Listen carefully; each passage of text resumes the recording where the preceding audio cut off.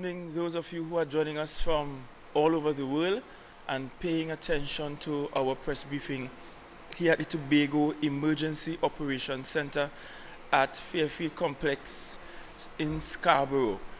Uh, we can smile a lot more this afternoon than a few hours ago, and that's because we have gone through the hurricane, and I think we fared extremely well. And so I wish to start by thanking God for answering our prayers. Thank all of you for your prayers, your well wishes, and the support generally. And I think it has brought us through to this point.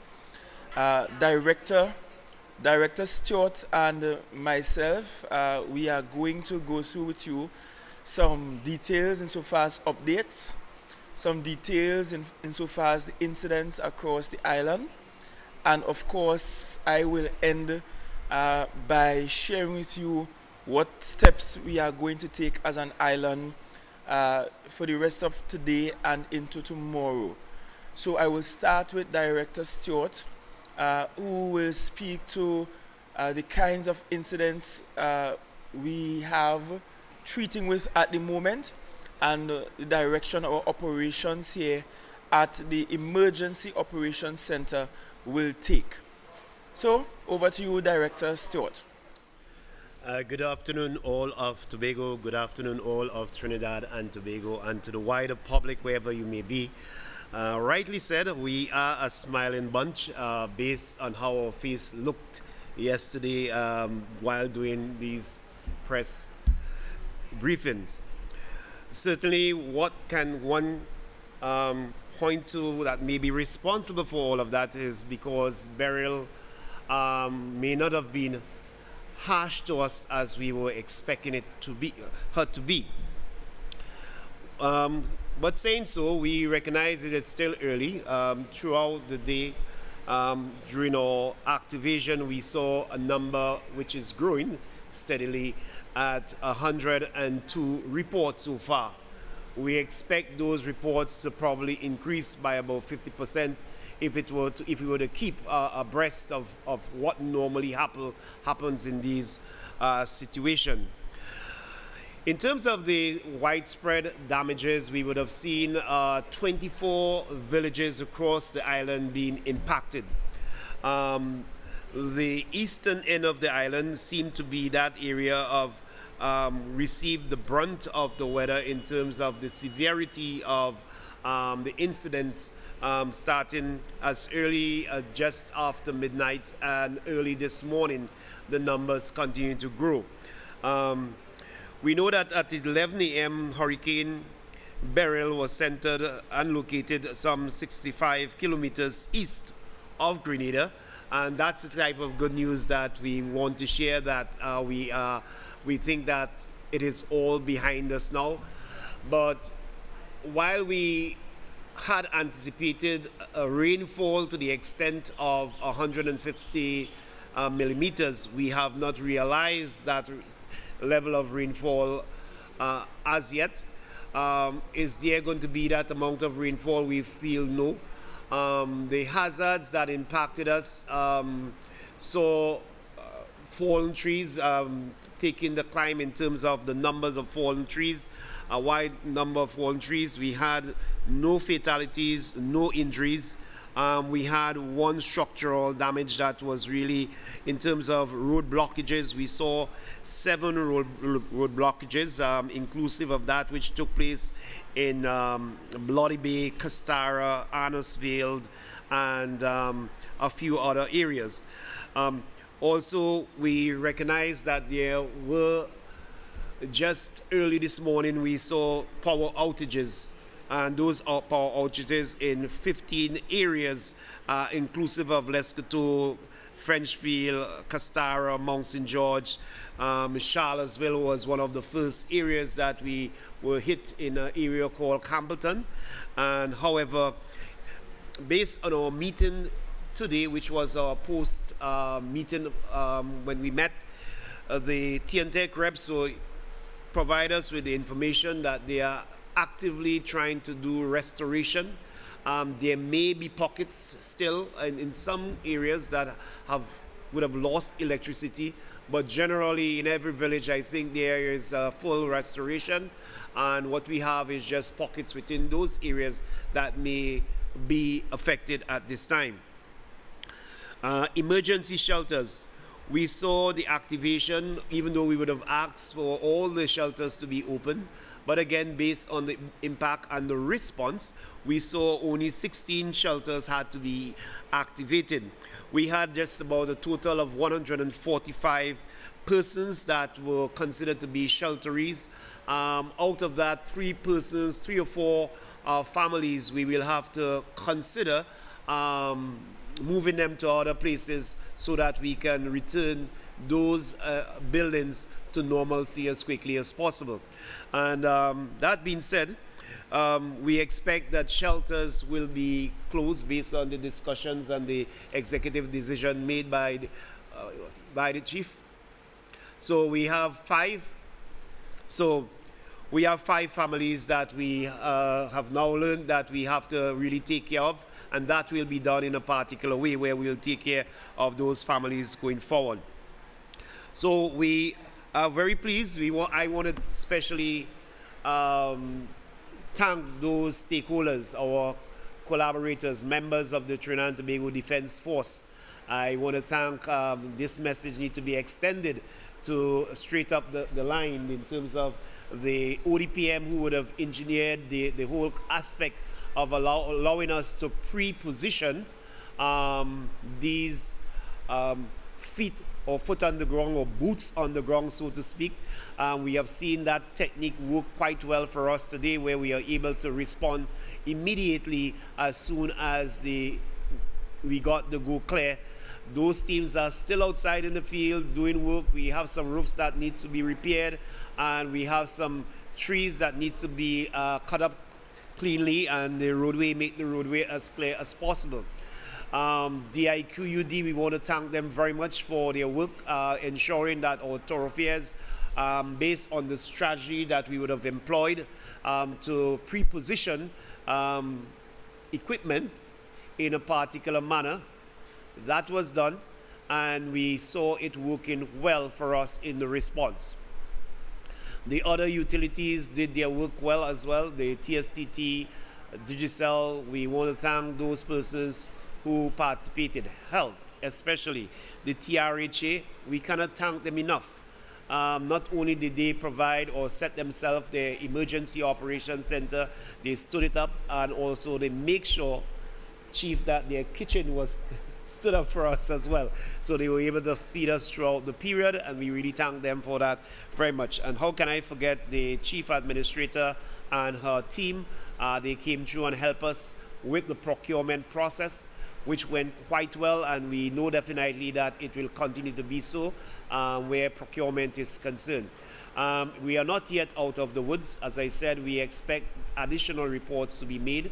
I just want to alert you, members of the public. Some of you would have been shelterees, and therefore the shelters will be closed by 5 o'clock, Chief, and it will give persons a chance to go back to their premises and examine it to see whether or not those, do your assessment to see whether or not your premises have been disrupted in any way. However, if that is the case, we will advise almost immediately that you can make your reports through 211. Calling 211 is like calling TEMA. Make it very simple. And our teams are still standing by based on the level of the activation at this stage. We are at an orange level. It means that we expect hazards. It's still a hazard situation, and therefore we will be able to respond to the emergency operations center, though downgraded, will still be in effect to answer your calls and to respond to whatever incident that may occur. Ensure that you inspect your premises thoroughly and do the necessaries. I know definitely that there will be some concerns, Chief, about schools. There will be some concerns about work tomorrow. I will allow you to deal with that part, and I think I could rest here until further notice. Yeah. Thank you very much, Director Stewart. Some additional bits of information insofar as updates. Make sure the mic isn't falling. Sorry about that. So we open shelters, and just so that you are aware, 145 individuals sought shelter during the hurricane, and those 145 persons that sought shelter at 16 of our shelters. So only 16 of our open shelters were really occupied. 145 people sought shelter. Of the 145 people, we are currently treating with 5 families that have unique circumstances and that require that beyond the initial shelter, that we provide lodging for them during the course of the night over the next 72 hours and perhaps beyond, based on the state of their homes. Secondly, we want to point out that landslides are still very much possible.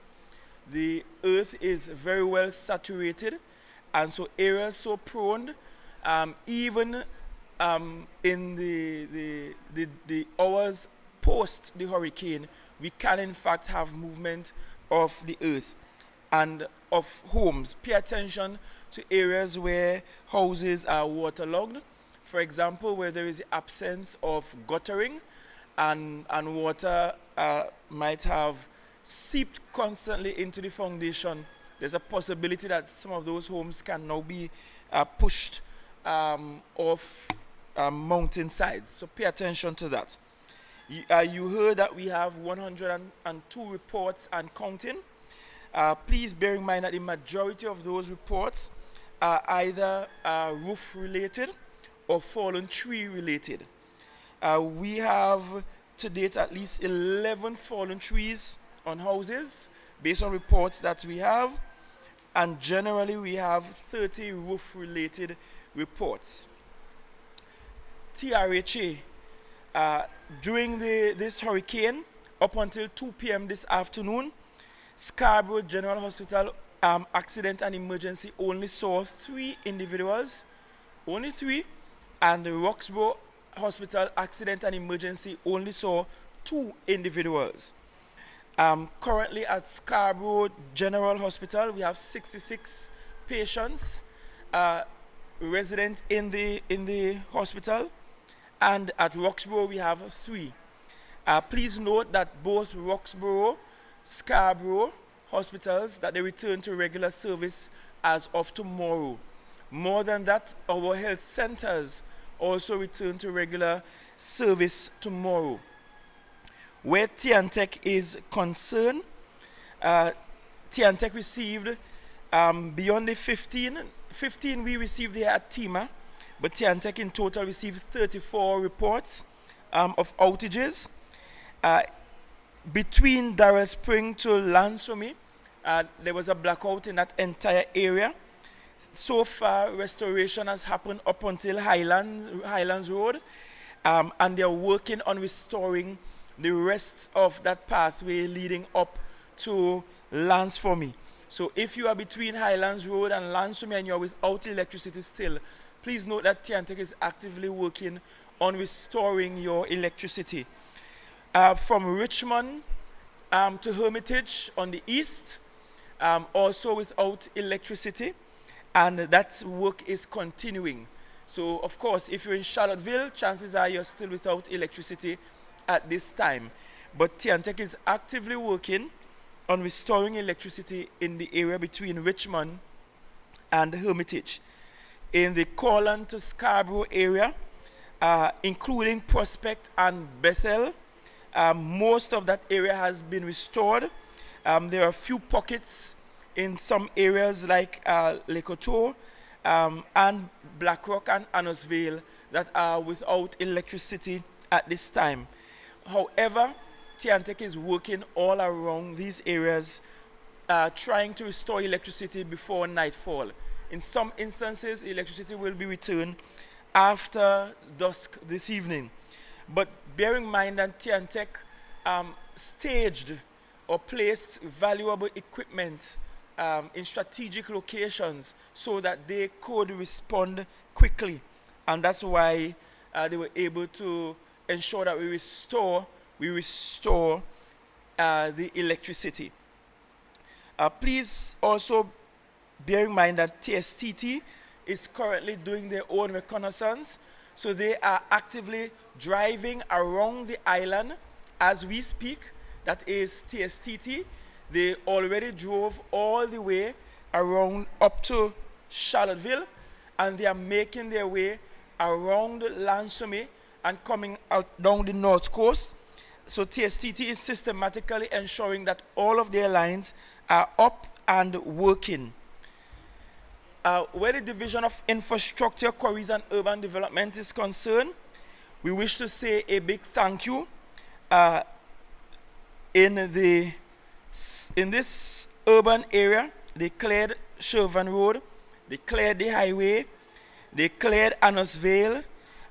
In Blackrock and Dunvegan, they are waiting Tiantec because power lines are intermingled with the trees in that area. And so the clearance there will happen once Tiantec completes the removal of their lines, and they are currently working in Patience Hill. In Mason Hall and environs, the Division of Infrastructure cleared Providence Road. They cleared a tree on top of a house in Lake Oto, Sea Viewing Golden Lane,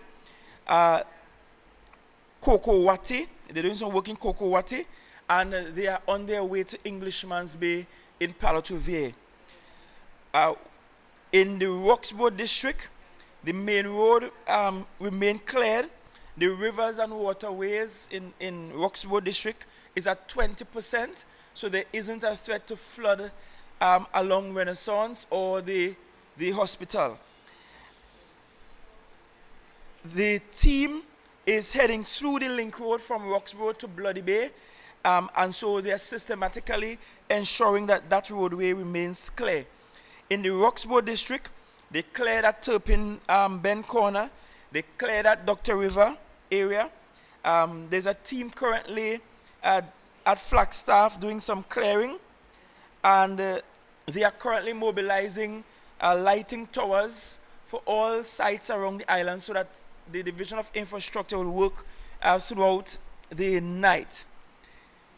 And so, that's noteworthy, in areas that had power outages or still have power outages, water distribution may be a challenge, because even if there was generator access to the power plants, those will run out shortly. So water distribution in some areas will be dependent on electricity returning to those areas. This is of importance. So all medical services on island return to normal tomorrow. Work for all Tobago House of Assembly employees return to normal tomorrow. So we expect to see you bright and early at 8 a.m. in the morning. And let me just preface that by saying that should you show up to work and you meet a little disturbance in and around your work environment, a little splatter of water here or there, or a little debris here or there, please assist by just wiping it up and getting on with the work, because we are a productive people in Tobago. So we return to work tomorrow. School will be reopened tomorrow. Save and except for Ebenezer Methodist that had part of its roof blown off during the course of this event. And so, of course, we expect Ebenezer Methodist to be out and challenged significantly. PTSC will return to normal service tomorrow. So public transport will return to normal around the island tomorrow. Here at the Tobago Emergency Operations Center, we will move to partial activation. What that means is that the staff here, the volunteers that are assigned here, and the short-term employees here will continue to work round the clock. while other stakeholders are allowed to demobilize and leave, but they will continue to take your reports because we expect that some folks didn't make a report during the event, some folks wait till last minute, some folks attempted to fix the problem themselves, and then when they figured out that they could not fix the problem themselves, they are now reporting it to TEMA. So we expect reports to keep rolling in. As I said, we are at 102 and counting, and so we will be here to collect those reports. Almost immediately, we are going on a repair roof drive, and with the repair roof drive, we are ably assisted by the Division of Infrastructure and the labor from the Defense Force that is assisting us. So we have been collecting getting the nails, the screws, the galvanized, the rigging, the rafters, and with the help of the Defense Force, we are going around the island and repairing the roofs. That will continue unabated until we are able to fix all the roofs that have been damaged throughout this weather event. So please don't report your old roof that wasn't good all the time or that wasn't damaged by this system, but we are working with the roofs that were damaged by this system, right, as a matter of priority. For the others, there is an active program at the Division of Settlement that you can tap into. And the Division of Settlement, along with Habitat for Humanity, they have been moving quite quickly in repairing roofs around the island. But for those damaged during this exercise and that reported through TEMA, we are utilizing the services of the Defense Force that we actually have on island with us at this moment to assist us in repairing those roofs. And finally, I want to say a big thank you. I want to say express some thanks to the stakeholders we had in the room. TRHA, Dr. Mitchell and team from Community Health who were present. We had all the public utilities represented here. We had the TTPS, the Trinidad and Tobago Defense Force, through the Chief of Defense Staff, Daniel. We want to thank you. We want to also thank all the volunteers, some CERT 1000 that came out. We wish to thank the public servants, in particular the Chief Administrator, the Administrator from the Division of Infrastructure, the Administrator from the Division of Community Development, the Administrator from the Division of Education, the Administrator from the Division of Tourism, and all those other administrators that were in and around and involved in the work that we did during the course of this weather event. I also wish to thank the Executive Council for speedy decision making. I wish to thank area representatives for the work that they have done across the board. I wish to also pay homage to the workers here at TEMA. As per usual, you are like busy bees.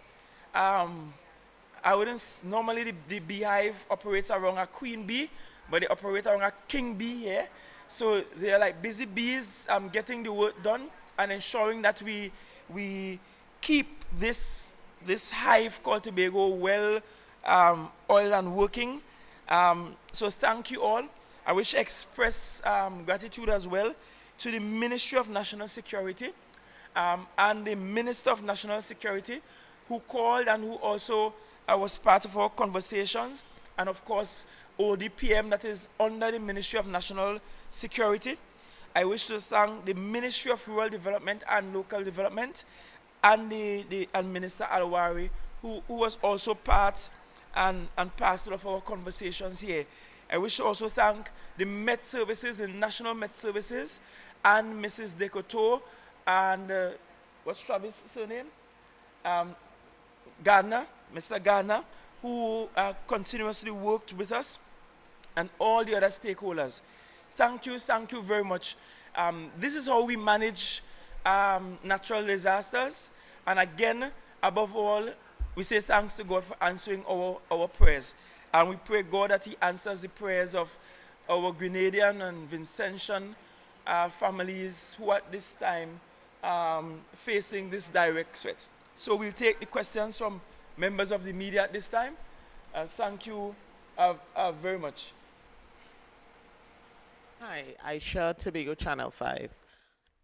Is there concern moving forward that based on the level of the event versus the response that citizens will become apathetic to information being put out by the various teams?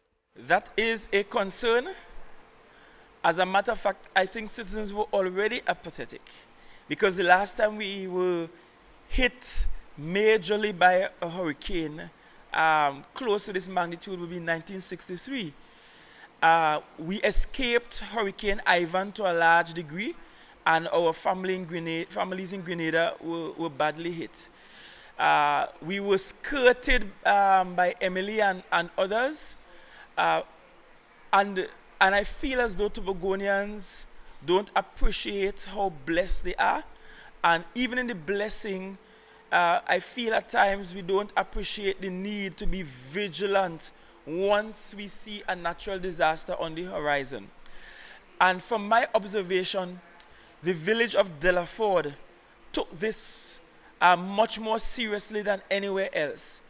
I visited and just before midnight, or just up until midnight, I visited all of the shelters starting at Collar Hall, traversing northward up to Lansome, and around to Speyside and coming down on the eastern coast back to Fairfield Complex. And in many of the shelters, no one was there. No one was there. People just weren't there, weren't present. In Shellerville, people were just sliming because they were kind of vexed the police shut down their fishermen. But when I got to Delaford, before a single raindrop, had 27 people resident at the shelter. In fact, when I pushed the door to Delaford thinking no one was in the community center because the center was dark, and I was pretty loud in entering, only to realize I was waking up people who were already wrapped up in blankets in Delaford. But you have to understand, Delaford in 2004 experienced 3 deaths from landslides and from flood-related deaths. They knew what it means to lose the entire property from flood. So they didn't play for slips at all. As a matter of fact, the center manager at Delaford reported that the first person that walked into the shelter was a lady whose home got destroyed down in Kings Bay during the 2004 flood. And so for that lady, she was just not staying in any place that she think will be a threat. And perhaps the absence of us experiencing anything major in recent times has caused apathy. But I would like to believe it's always best to err on the side of caution. I would like to believe it's always best to prepare for the worst. I would like to believe it's always best to be advised by the science of the thing and the data of the thing, and to pray that God's miraculous hand cover us. Who knows? And more than that, I explained, and the Met officer explained, that those territories that will be in the northern part of the hurricane will experience stronger winds and a stronger impact from the hurricane. And because the hurricane moved slightly north, Tobago ended up in the southern part of the hurricane as opposed to the northern part of the hurricane. And it's amazing what a few degrees north means in terms of protecting Tobago. And I also want to make the point that we may just be taken for granted, that we may have better than normal, better than average public and private infrastructure on the island. This is not 1963. I think most of our homes now are better built than they were in 1963.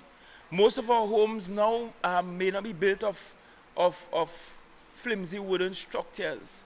You know, our road infrastructure might be better constructed now because we have access to technology than 1963. The THA over the last 3 years have spent billions on retaining walls and all of those things. So I would like to think that in addition to the blessings of God, we have much better infrastructure today than 1963. And that might actually account for some of the preservation that we have. So I would just like to appeal to Tobagonians that whenever there is a warning, that you heed it. And it does not have to reach to category 4 status for us to really pay attention. And I hope we don't get to the place of apathy.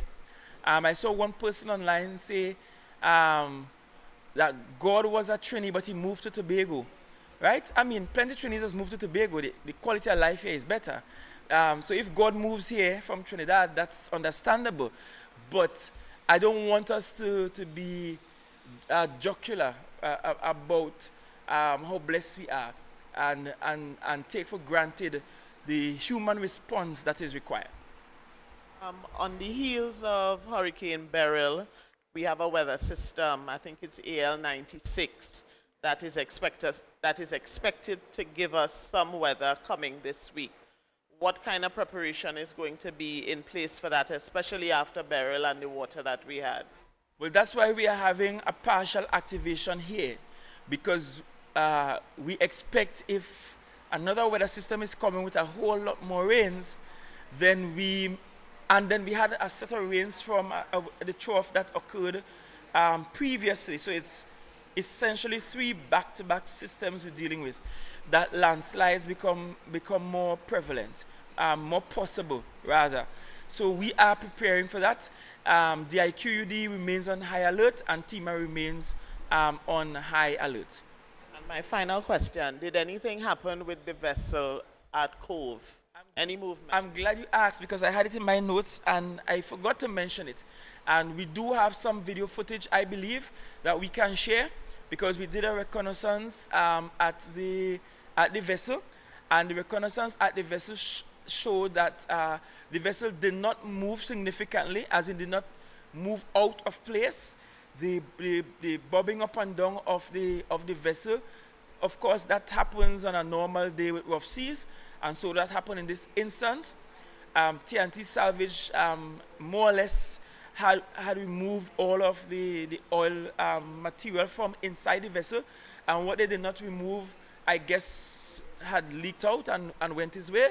And so from the reconnaissance we did today, and we are showing you footage that is perhaps about 30 minutes old, we have not seen any leakages, nor did the vessel move from its location. So we are very happy for that. And even while we are having this conference, the team is up at Stolly Park. That footage is not available yet. At Stolly Park, looking at the cells where we have been storing the oily waste to ensure that those cells have not overflowed their banks, so to speak, or the walls of their cells, and that though that oily waste is still contained, right? Because we have been lamenting the fact that we have not seen the funding yet to treat with the disposal of the waste from Stolly Park. So we are monitoring that, and a team is there at the moment monitoring that because we have in fact had significant rainfall. And when we in fact have that data, then we will provide it to the public so that the public will be aware as to any threats if those threats are imminent. Just wanted to be clear in a follow-up question. The reason for the limited precipitation is because the hurricane moved slightly north and we got the southern bands, or was there some other reason for the limited precipitation in Tobago?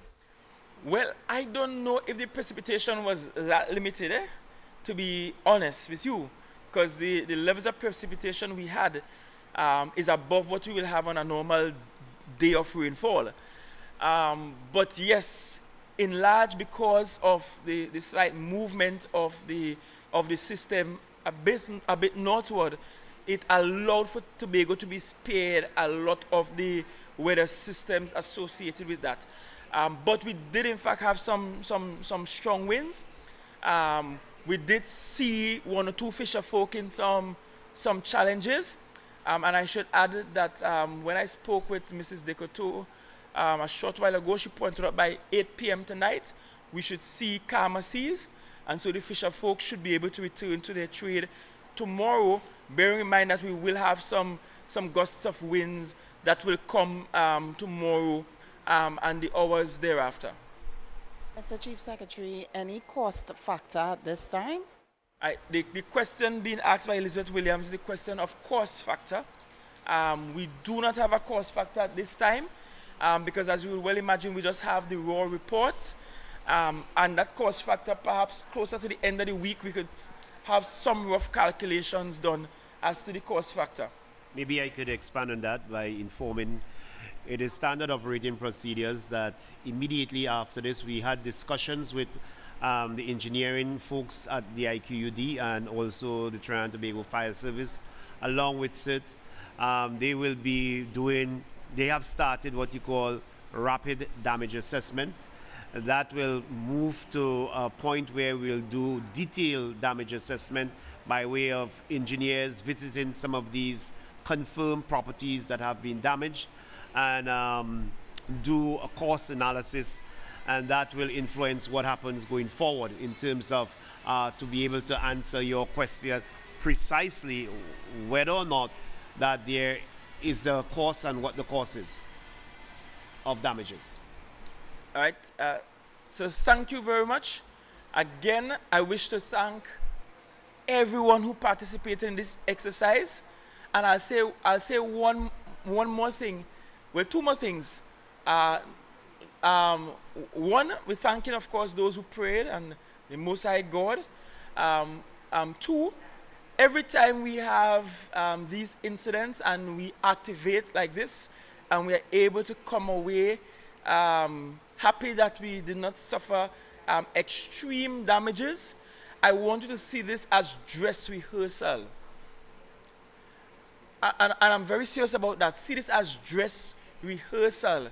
There will come a day when we may not be spared as we were over the last 48 hours. There may come a day, and it may not be a hurricane. It might be an earthquake of significant magnitude. It might be floods. It might be rainfall, rainfalls more than we can handle. But I'm just saying, every time these incidents come around, it is our duty to operate with a high level of professionalism, to operate to the fullest extent to ensure that we minimize loss of life or limb and that we protect property as much as possible. But see this as dress rehearsal. We do not know when the day will come when we may not be as spared.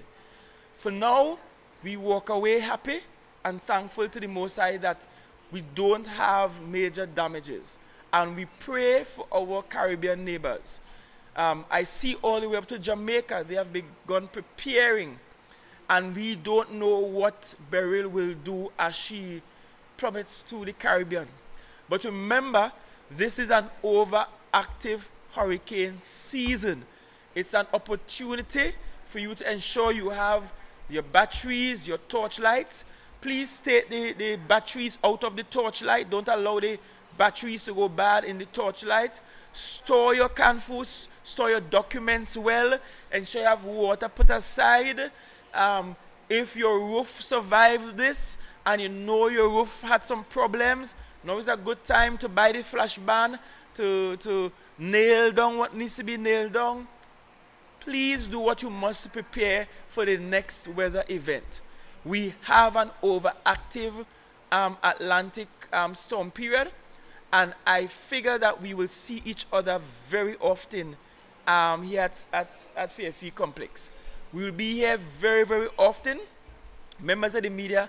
So save the block beds and so on. Members of the media, so you the block beds, save them. Don't throw them away. Don't puncture them. Clean it off nicely, because I suspect we will have repeats of these press conferences. So thank you all very much. God bless you all. We return as normal. And with this, I could say that Tobago is no longer in an emergency mode. We are no longer in an emergency mode. We return to all government and private operations as per normal. Thank you very much. Schools are reopened tomorrow. That was also noted. So thank you all very much, and God's richest blessings.